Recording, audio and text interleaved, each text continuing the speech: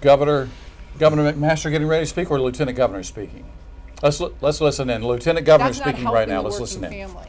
That is exactly the opposite of what we're doing here in South Carolina, making sure we have a great environment for our businesses. As a business owner myself, South Carolina is a pro-business state, and we're looking to keep it that way. We're proud of Governor McMaster, what he did tonight, what he's been doing, and what he's going to do in the next 4 years. So it's my pleasure to introduce to you the most principled governor in America, Governor Henry McMaster. Thank you. Thank you.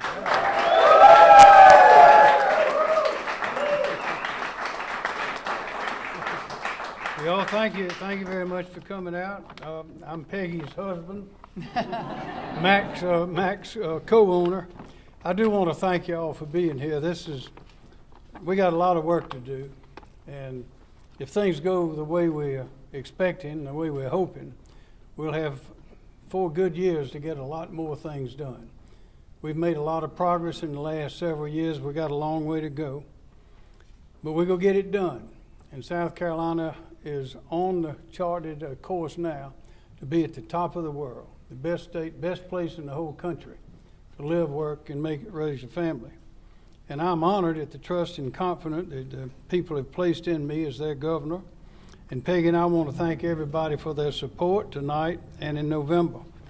Everywhere we look, South Carolina is growing, from the mountains to the sea. Our economy is booming.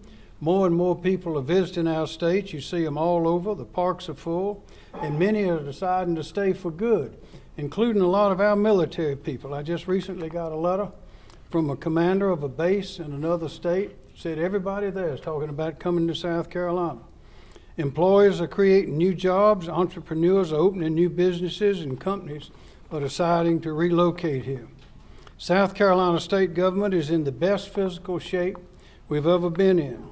We have the largest budget surplus, the largest rainy day reserve fund, and the lowest debt ever in the history of our state. That's because in South Carolina we're doing it right. We believe in family, we believe in God, we aren't afraid to say so. We believe in the right to work, we believe in life, liberty, and the pursuit of happiness, and we will fight to protect them. Last year we broke over 10 years worth of records for new job recruitment and capital investment in our state. We've cut taxes on our small businesses, and we've returned money back to the taxpayers. And in the next few days, I will sign into law the largest income tax cut in the history of our state. I'll say that again, the largest income tax cut in the history of our state.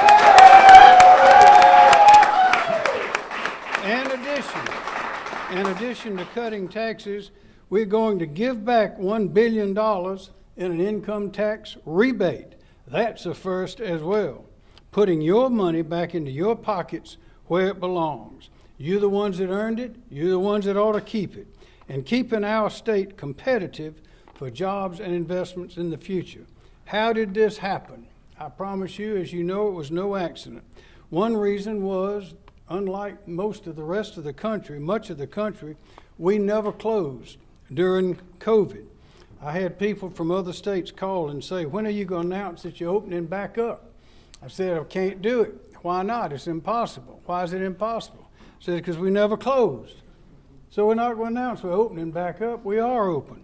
We never did have a stay-at-home order. The people responded. We used common sense. We never told South Carolinians that their jobs were not essential, not important. And we never closed churches as they did in some other places. We fought to keep our classrooms open 5 days a week so children could receive in-person instruction and their parents could go to work. And that worked. While some big city mayors and blue state governors were defunding the police, we're funding our police. We're giving them raises. We're raising the pay and providing more resources to our troopers, SLED agents, parole officers, correction officers, game wardens, and peace officers, and we're going to keep on doing that. And also, we voted last year to put a school resource officer in every school, and we're working to see that that's accomplished 100%, and that means an armed law enforcement officer in every school, in every county, all day, every day in South Carolina to protect the teachers and to protect our most valuable asset, that is the children and what they are learning. We outlawed sanctuary cities and sent the National Guard troops to the southern border. I was pleased to go down there and see them. They were doing their jobs and representing us well. And we're going to stop the revolving door of criminals getting out on bail just so they can go commit another crime. We're going to stop that revolving door. In South Carolina, we're proud of our pro-life and pro-family policies. When I issued the executive order to prevent taxpayer dollars from going to abortion providers like Planned Parenthood, the Biden administration sued to stop me. When I signed our heartbeat bill into law, the Biden administration did what? Sued to overturn it. And when we stepped in to protect our faith-based foster care providers like Miracle Hill, the Biden administration sued. And we sued the Biden administration on their mandates, their vaccine mandates, and guess what? We won, because it's not in the Constitution for the federal government to be issuing those mandates.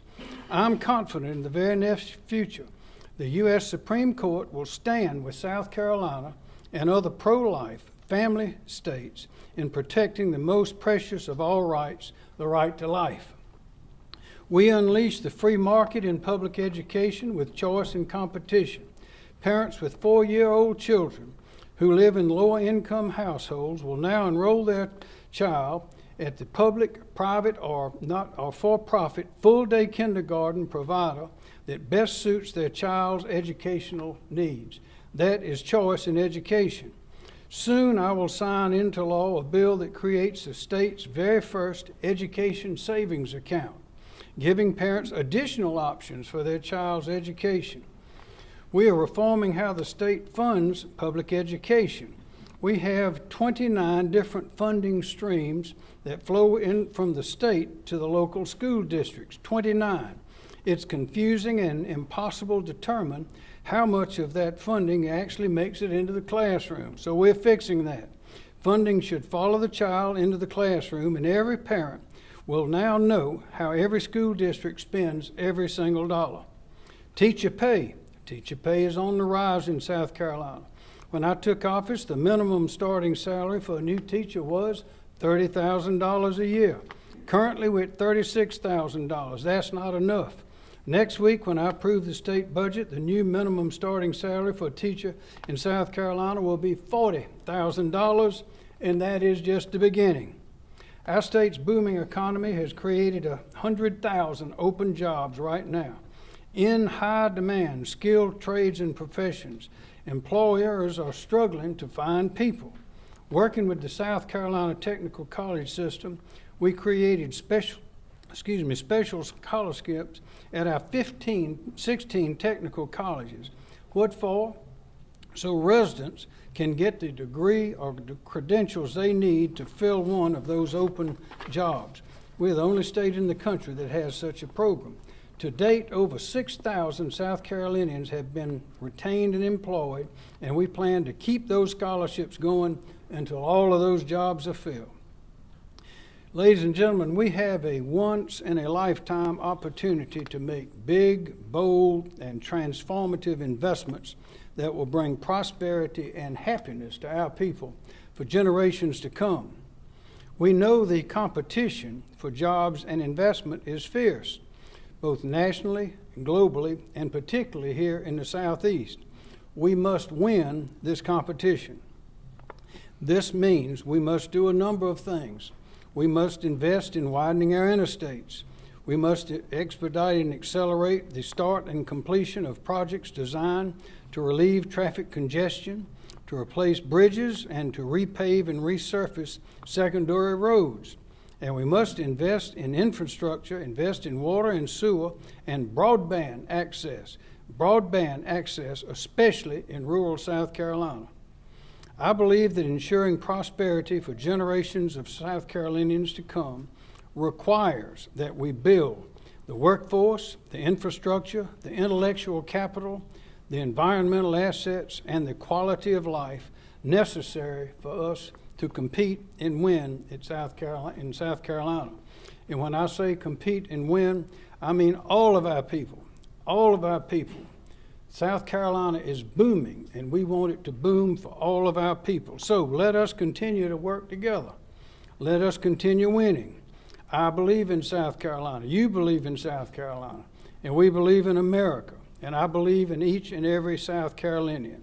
And I know that the best is come. The best is to come. We have a bright future, unlike we have seen in many, many years. It is clear that one of the adversaries we have is the unfounded projects and attitudes of the national government. Things are going wild in Washington. The southern border, the inflation, the prices, the policies of our national government are not positive for our people. But in South Carolina, we're doing things right. We're doing things right. We are an example for the rest of the country. And Peggy and I and Pamela and David are enormously proud of our people and enormously hopeful and know we are certain that the best is yet to come for South Carolina, and we look forward to working with all the people, everybody out there. And I want to thank you again for this great victory tonight. And we're looking for one more. One more. We're looking for one more, and it's coming. Thank you.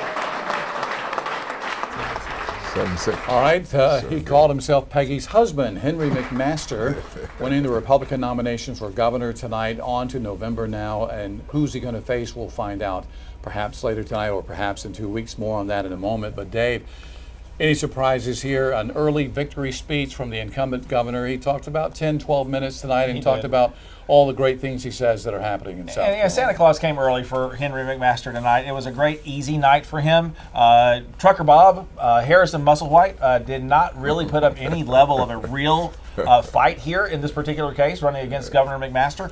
Nobody was surprised by this, and I think when it's all said and done, this is a time where he is now going to start shifting gears, taking a look at who he is going to be running against, most likely Joe Cunningham, and that's going to be a very interesting conversation that starts taking place in the political sphere in South Carolina with the two of them. Well, let's talk about that for a moment, Jim. Is it going to be Cunningham, or could it be Mia McLeod, or will we not know for a couple of weeks? We may not know for a couple of weeks. I think it's going to be a runoff between Mia and Joe.